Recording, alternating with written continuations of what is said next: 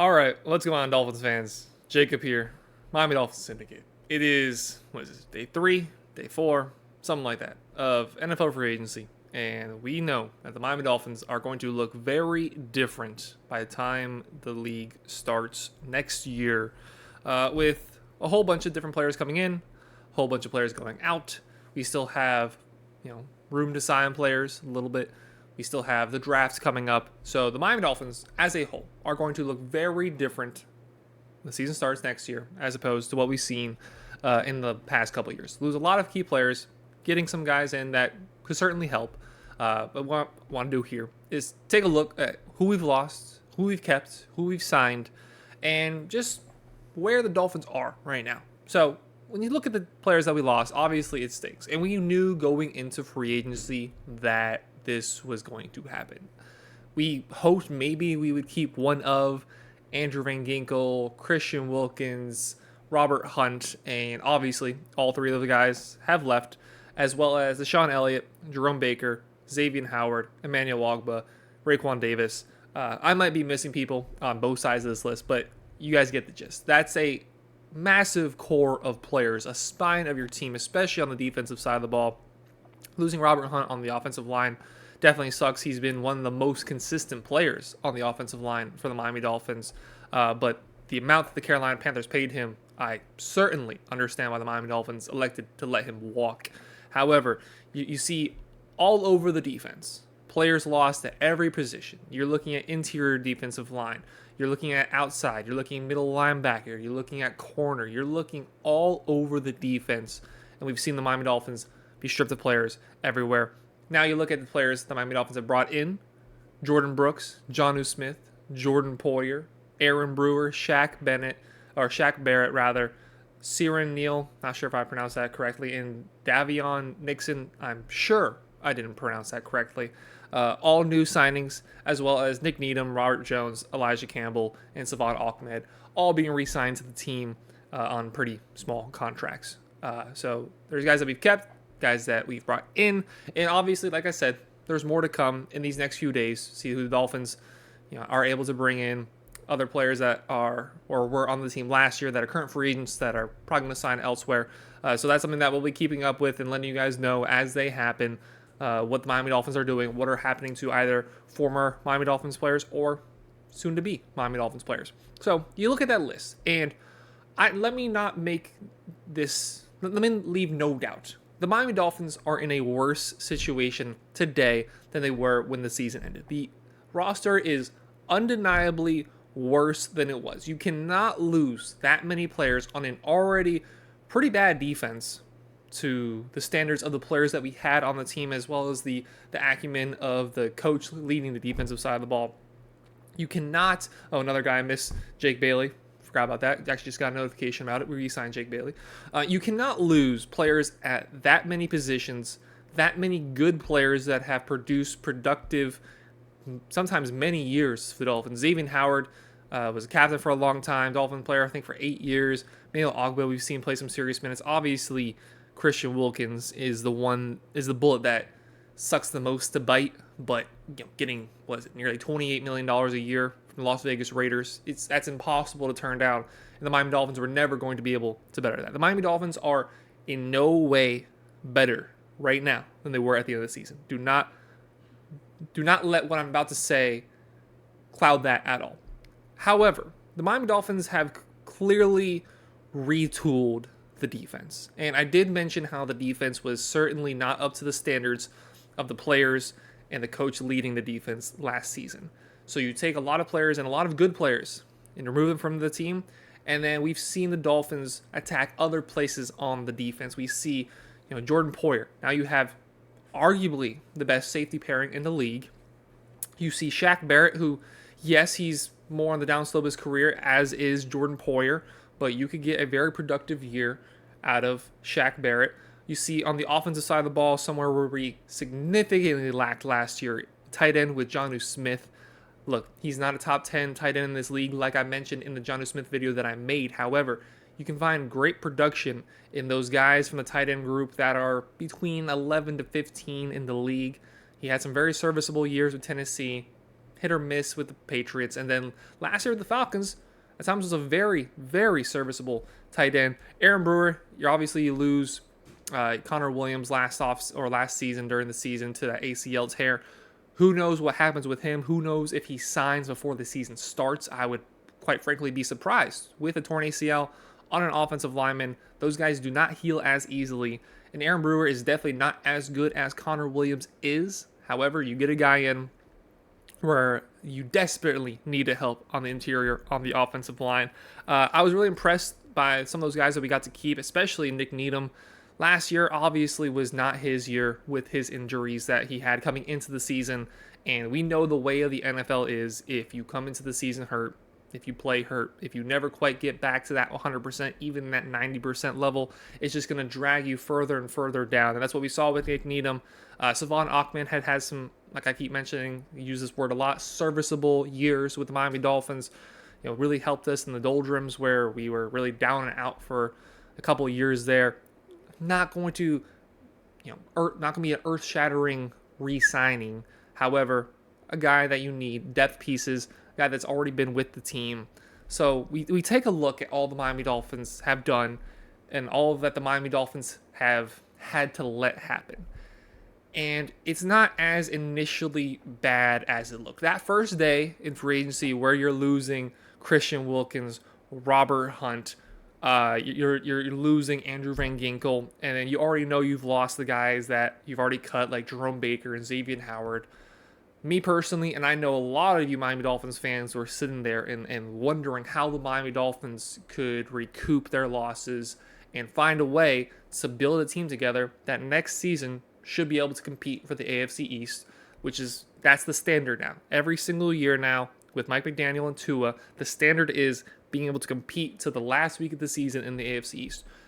Once we've seen those players sign away to other teams, I know I was extremely pessimistic as to the Miami Dolphins' ability to go into next season and do that, to compete for the AFC East crown and more, compete for the number one seed, compete for the Super Bowl.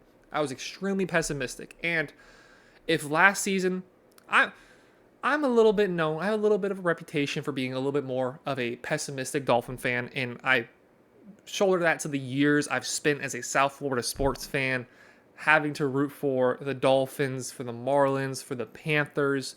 The Heat have been the really only consistent team that we've seen down here in South Florida, but years of being a South Florida sports fan has led to me being extremely pessimistic and not fully believing in my team. So I was already, and I am already known as a pessimistic fan. And looking at that first day of free agency, I'm like, okay, yeah. Little fact, I do not have season tickets anymore. Just too expensive for me. 24 years old. I can't be affording that right now when I'm trying to progress and build my future. I was looking at that, and I texted Donovan and said, I'm glad that I didn't renew my season tickets, because after day one of free agency and not much hope of us signing players to really help us compete, I was led to believe that I can see a world where the Miami Dolphins end up below 500. And there is still a world where I believe the Miami Dolphins can end below 500. However, with the additions that they've made, they are not long-term answers. However, I like the moves made by Chris Greer thinking down the road. If you re-signed Andrew Van Ginkel, Robert Hunt, Christian Wilkins, if you forget the fact that we can't afford that this year. Forget the fact that in the now, there is no way that we can pay Christian Wilkins, Robert Hunt, and Andrew. We may have been able to pay Andrew Van Ginkel, but definitely Robert Hunt and Christian Wilkins. Forget the fact that today that could not have happened. Look at the key young players on this Miami Dolphins team that are going to have to. There's going to have to be a decision made when it comes to these players. You're looking at Jalen Waddle. You're looking at Javon Holland. You're looking at players on both sides of the ball that eventually you're going to have to pay. Eventually you're going to have to make these decisions. And what it appears to be is that the Miami Dolphins are electing to look down the future and pay guys like Jalen Waddle and Javon Holland rather than Christian Wilkins, rather than Andrew Van Ginkel, and rather than Robert Hunt. Miami Dolphins are saying we can replace those guys. What we cannot do is replace a wide receiver in Jalen Waddle that on many teams in their wide receiver core, Jalen Waddle could be a one. Yes, last year he dealt with a lot of injuries, but he's that talented, and we've seen production with him in the past that leads us to believe he can end up being a wide receiver one on almost any other team, similar to T. Higgins. And we're seeing right now they can't pay him. They gave him a franchise tag, and he wants out because he needs to get paid, and he wants a situation where he can be a true alpha. Javon Holland, there's been plenty of times where I could argue Javon Holland is a top 5 safety, and I'd say that's about where he's at, both as Miami Dolphins fans and just the NFL consensus. I'd say he's somewhere between 4 to 7 or 8 in terms of the best safeties in the league, and I'm comfortable in that, and I'm comfortable knowing that, and then eventually giving him a contract based on that. Incredibly talented player, great personality. Javon Holland's actually my personal favorite player on the Miami Dolphins. I follow his Finsta. Many of you probably don't even know he has a Finsta where he just posts memes and stuff. He's a really funny guy. And I didn't even mention the fact that Tua right now is likely going to be getting an extension this offseason. Is that the right decision? How much is it going to be? Not really the time and place for that in this video here. We've talked about that in the past in terms of guys that the Miami Dolphins can bring in instead of Tua. I'll be probably making a video in terms of what his contract should look like, but it looks like the Miami Dolphins are electing to look down the road and also look for the now, giving Tua a contract extension, Jalen Waddle, Javon Holland, and thinking more down the line in the future rather than paying guys that you spent pretty good draft capital on with Christian Wilkins and Robert Hunt, first-round pick, second-round pick, and then Andrew Van Ginkel, a guy that has been gritty and just worked his way up the depth chart. They like to let those guys walk. It sucks. I hate to see them go. Some of our favorite players, some of our most reliable players in this offseason have walked off and are now on other teams or soon will be on other teams. However, I can see the vision. I can see where the Miami Dolphins are leading towards in the next few years. Is it a good idea? Is it the right move? We'll see. We genuinely will see. I personally lean, is the right decision just because of the money that Wilkins and Hunt got. $100 million for Robert Hunt, $28 million a year for Christian Wilkins is incredible money, as well as you look at cutting Emmanuel Ogbah. I think that was a good decision. Raekwon Davis, he's just a cone there on the defensive line. He's just a big cone that it gets in the way. You see a cone on the street, you have to move around it. It's annoying. You have to slow down. It impedes you a little bit, but ultimately you get where you're trying to go. That's mostly the Raekwon Davis experience. Xavier Howard's gotten a little bit up there in age, has had back-to-back mediocre seasons for his standards. Jerome Baker, just the most mid linebacker in the league. You love him. He was captain for a while. He did good enough. Second-round pick, at that standard, he's solid, but we know the issues with the salary cap in the Miami Dolphins. There's still signings to be made. There's still positions of need to fill on this team. I'm looking at a wide receiver 3. I'm looking at potentially multiple interior offensive line signings. I'm personally not a big believer in Liam Eichenberg. You sign Aaron Brewer to play likely center. You're going to need to get a replacement on the right guard.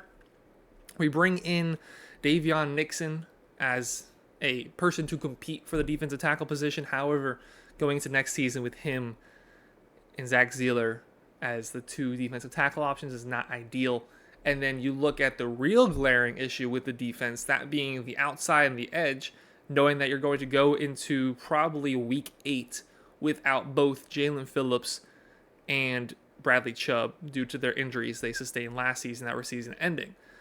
That is a massive need that we've seen filled on one side with Shaq Barrett. We need to find a guy on the other side, whether that's the draft, whether that's free agency, whether that's an older guy that you sign maybe at the end of free agency that can come in and be a little bit of a stopgap. We'll see. There's still moves to be made by the Miami Dolphins. In total, is it all doom and gloom so far? And again, I can only go based off of March 14th, 2:30. I can only go based off that. So far, is it all doom and gloom? No. Are the Dolphins better than they were at the end of last season? No. Can they still compete for the AFC East? I believe yes. I believe that the Buffalo Bills have gotten worse. They got rid of Tre'Davious White. They got rid of Jordan Poyer, who is now on the Miami Dolphins. They had to let Gabe Davis walk.